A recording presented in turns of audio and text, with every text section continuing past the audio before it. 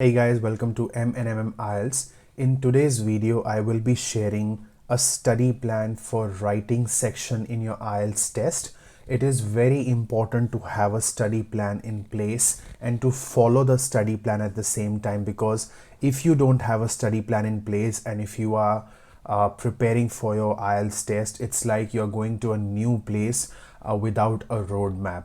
So it will eventually take you to your destination, but it might just take a long time. You might end up wasting your time, your money, your energy, and it's just not worth it. So do have a study plan in place, follow that study plan, write it down somewhere, put a tick mark when you accomplish something, when you have achieved the target that you had set for the day. That tick mark that you put when you have achieved something will give you that sense of accomplishment, and it will also motivate you at the same time to follow more and more. So before I start, I also will be sharing 3 tips that will help you to be on track and follow your study plan. But you have to understand, for IELTS writing, right, you have 2 important tasks that you have to be focused about. First is your essay, because out of 9 bands, 6 bands are allocated to essay. So definitely essay has more weightage compared to the letter writing or the report writing, based on what IELTS test you're giving, whether it is academic or general. So you will have these 2 tasks. But essay is definitely there, and essay is more important than the report writing and letter writing. So you will have to prioritize what is more important. You should first finish your essay for the day, then practice your letter or report writing. After you are done with your essay, you can switch to the next topic, and that's how you can finish your writing preparation. Now, when you start with your essay preparation, what you should be doing is, the first thing is, practice Cambridge IELTS practice tests, as in go through those test papers and see what essays have been asked, what essays have been mentioned in those practice papers. Practice those essays, practice the essays that are there in there, because every time you practice a different paper, you will come across a different type of essay. Let's say today, if you have practiced a problem solution, advantages, disadvantages type of essay, tomorrow practice another type of essay, maybe agree, disagree essay, or a discussion essay, direct topic essay, something different. Every single day, practice a different type of essay. Let's say you want to prepare writing in 2 weeks or 3 weeks. Then once you have finished all types of essays, let's say your problem solution, advantages, disadvantages, discussion essay, your opinion essay, everything you've finished, then start the cycle again. Because what you're doing is you're practicing different types of essays different days, and that way you're not missing any specific type of essay. Just don't focus on one type of essay. For example, a lot of students find problem solution essay very easy because they know that they'll be writing introduction, discussing the problem, giving some solution, and concluding the essay. Yes, that is easy, but that doesn't mean that you only practice problem solution essays 7 days a week. That is not worth it. You should practice every single type of essay. And if you're giving a paper-based test, then write down the essay in your notebook and practice. And if you're giving a computer-based test, then make sure that you type your essay and practice, and not write it in the notebook and practice. Next thing that I would be doing is, whenever I practice Cambridge practice test, the essays mentioned there, I would also keep myself updated and look at the list of most common essay topics that get asked in the exam, the common essay titles, the repeated ones, and I will first practice them, because you may be the lucky one and you may get the same question again, because the questions do get repeated.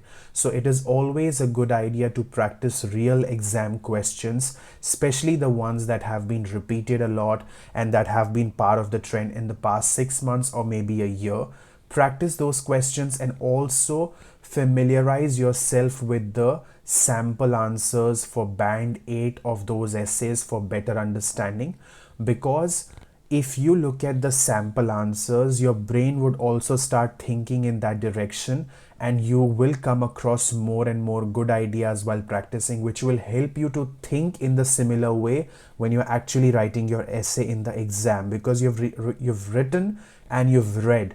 so many good essays that you have come across several good opinions, ideas, problems, solutions, discussion topics, and that will ultimately help you in your exam, during your exam time, to think about something similar. Because let's say if you have practiced yesterday, read a topic that is associated with environment, you've written an essay, then you've looked at a sample band answer aid, and then you've realized, okay, what I have done is wrong. Maybe I've made some spelling errors, maybe I've made some grammatical errors, or I might have not structured my essay properly in 4 paragraphs. 4 paragraphs is generally what I like, but you can write it in 5 paragraphs as well. That's not an issue. Let's say you've not structured it properly. If the essay has 2 different titles, then, and if you've only focused on one, you've not focused on the other one, that is again that is not a proper balance. So these things you will identify after you read the sample answers, and then you have to compare your essay with the sample essay every single day when you practice your essay writing. And then you can do the similar thing with your letter writing or report writing. 1 question per day for letter writing and report writing is fine. Essays, try and do two different types of essays every single day.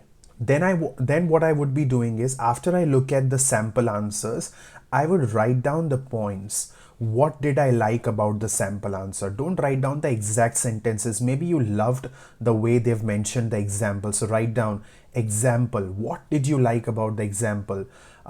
Let's say explaining the data using some percentage numbers. For example, they've said that Russia was able to reduce their pollution problem by 16% in the year 2016 to 2019 because they have banned the use of plastic.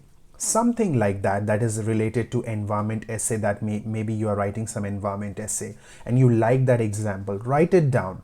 Explain yourself that how good is the example structured, how it is relevant to the essay title that you have, and that is why you liked it, and that is why this is a sample 8 essay.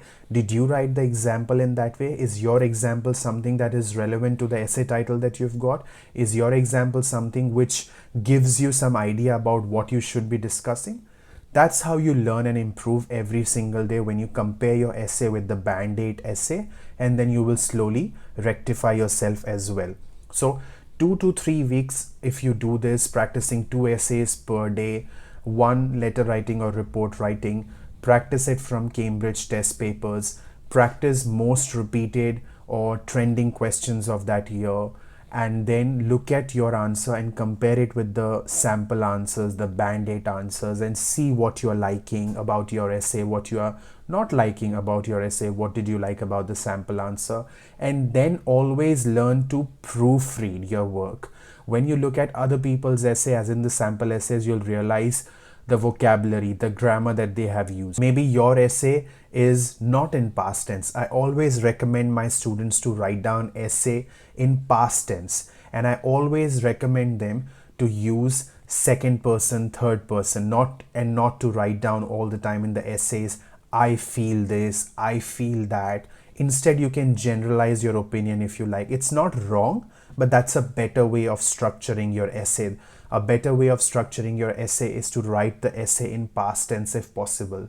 So whenever you will proofread your work, or if you copy your work and paste it in Word and see what sort of grammatical error you've done, maybe you paste it in wordcounter.net. In Google, just search wordcounter.net, and then you can paste your work there, look at the word limit, how many words have you written, what spelling errors you've made, what grammatical errors you've made, and write down those errors in your notebook. Make a list of the errors that you're doing on repetitive basis, because when you come across your errors every day, you know that this is something I'm not supposed to repeat. That is a part of your study plan. So if you follow this routine for at least 2 to 3 weeks, you will see that your writing improves drastically, and you will actually start loving the writing section. Because I've seen a lot of students, they just don't like writing section because they don't sit and think about ideas, they don't look at sample answers, and they don't practice the trending questions, the repeating questions of the exam. Do this and you will love your writing section. All the best.